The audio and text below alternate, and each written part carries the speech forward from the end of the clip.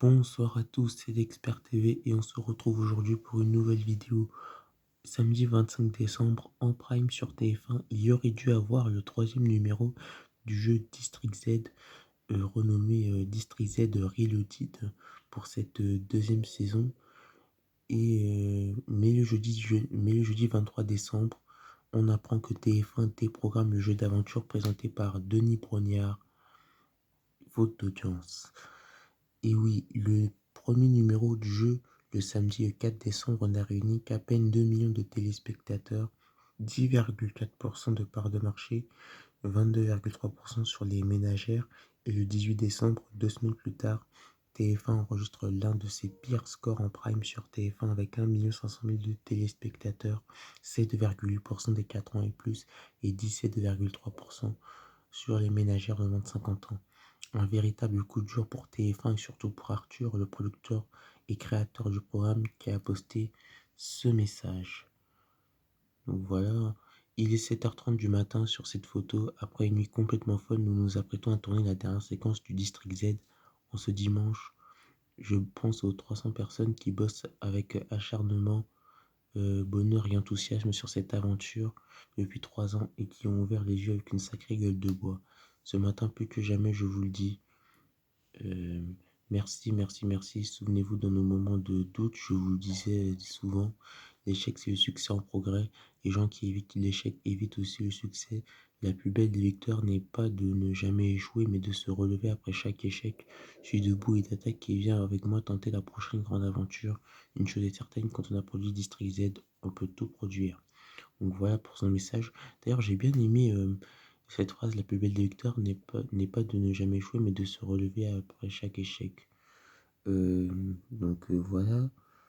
Euh, et alors samedi 18 décembre, TF1 a enregistré un de ses pires scores en prime, je vous l'ai dit, un des pires scores en prime de son histoire. Et ben justement, le pire score historique de l'histoire de TF1 a été réalisé le 8 août 2020. Et c'était le spectacle de Franck Dubosc 50-50 qui n'a réalisé qu'à peine 1 million de téléspectateurs, 6,8% sur les 4 ans et plus et 9,7% sur les ménagères. Alors faut dire aussi que ce spectacle a été multi-rediffusé auparavant. TF1 faisait de drastiques économies pour atténuer les effets de la crise sanitaire. Le, spec- le spectacle était en concurrence ce jour-là avec un film sur M6 porté par le même Franck Dubosc. Le film s'appelait Fiston, je crois. Et puis pour terminer, on était en plein vacances d'été, donc moins de monde devant la télé. Bref, revenons à District Z. Euh, alors, Arthur travaillait sur cette émission depuis 2019. Il avait fait une interview à Pure Média où il évoquait pour la première fois ce programme. Et depuis, plus de nouvelles jusqu'en 2020, où je crois c'est à l'été 2020, il me semble, il a dévoilé une bande-annonce où on aperçoit notamment Jean Reno. euh, et donc l'émission est prête. Alors il me semble qu'elle a été tournée en mars ou avril 2020, mais à cause enfin qu'elle devait être tournée en mars-avril 2020, mais à cause du confinement, les tournages ont dû être reportés au mois de juin ou juillet 2020. Alors le concept de District Z, hein, ce sont 5 candidats qui pénètrent dans le District Z pour tenter, pour remporter un maximum d'épreuves afin de remporter des lingots d'or correspondant à des sommes d'argent. Mais ils vont tenter de ne pas se faire voler leur vie par les zombies. Les zombies qui vont tout faire pour les empêcher de gagner de l'argent, quoi. Voilà. Les zombies envoyés par le professeur Z, propriétaire du lieu, propriétaire du district. Voilà. Donc, un concept qui peut ressembler qui ressemble sur le papier un peu à Fort Boyard, à la différence que là, on ajoute les zombies, mais sinon, ça peut faire penser à Fort Boyard, ce concept. Et, et, et aussi, il faut dire que qu'il tourne l'émission en pleine nuit de 22 heures à jusqu'à l'aube quoi, 6-7 heures du matin. Donc il tourne vraiment en pleine nuit et je crois qu'il tourne derrière le parc Astérix, ouais, derrière le parc Astérix. Donc voilà. Donc Arthur va apparaître énormément, dans les médias, hem, dans la presse, les journaux, les émissions de radio, sur les plateaux de télé pour faire la promo de son nouveau jeu et vous allez voir que ça va payer niveau audience. Donc le 11 décembre 2020, c'est le jour J à 21h05. TF1 diffuse la première émission de District Z, mais le programme se fait dézinguer sur Twitter par les téléspectateurs. Ils reprochent à l'émission des zombies inexistants, un rythme trop lent et des épreuves et une mécanique similaire à Fort Boyard. Jamais une émission de télévision n'a été critiquée à ce point. Il me semble qu'il y avait Splash le grand plongeon en 2013 qui avait été très critiqué, mais enfin il me semble, mais bref. À tel point que 400 faux comptes Twitter ont été créés pour dénigrer District Z. En fait, Arthur a commandé à une agence de communication une analyse sur les tweets postés pendant la diffusion du premier numéro de District Z et cette agence a constaté que 400 faux comptes Twitter ont été créés de toutes pièces pour dénigrer District Z. Et d'ailleurs, ces faux comptes avaient pour point commun d'encenser les émissions de koh Fort Boyard ou La Carte au Trésor, ces trois programmes étant produits par Adventureland Productions, appartenant au groupe Banijay qui lui a décidé d'attaquer en justice Satisfaction, la société d'Arthur. Banijay reproche à Arthur de trop grandes similitudes entre District Z et Fort Boyard. Et aussi Arthur a porté plainte contre ces 400 faux comptes Twitter qui eux n'ont pas dézingué Denis Brognard, qui est notamment l'animateur de koh aussi, qui est aussi l'animateur de District Z.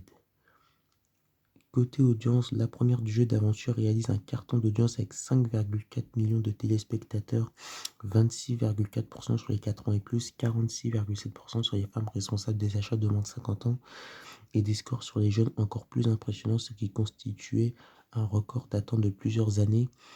Une semaine plus tard, le 18 décembre 2020, le programme victime de la fuite de nombreux téléspectateurs qui ont détesté District Z lors du premier épisode n'a attiré que 3 800 000 de téléspectateurs, soit une baisse d'1,8 million de personnes par rapport à il y a 7 jours. Vertigineux. J'ai jamais vu une émission subir une telle baisse d'audience personnellement. Je sais pas vous, mais moi, voilà. Et puis le troisième numéro de District Z est en baisse aussi par rapport au deuxième, avec à peine 3 millions de téléspectateurs. Le quatrième passe sous la barre des 3 millions de téléspectateurs et le cinquième se stabilise.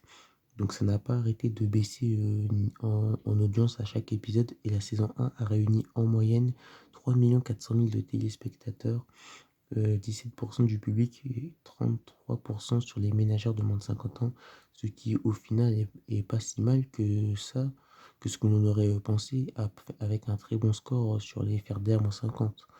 On s'attendait quand même à plus niveau audience tellement l'émission était attendue et puis finalement le jeu a été une grande déception du côté des téléspectateurs, mais TF1 décide de commander à Arthur une deuxième saison de District Z.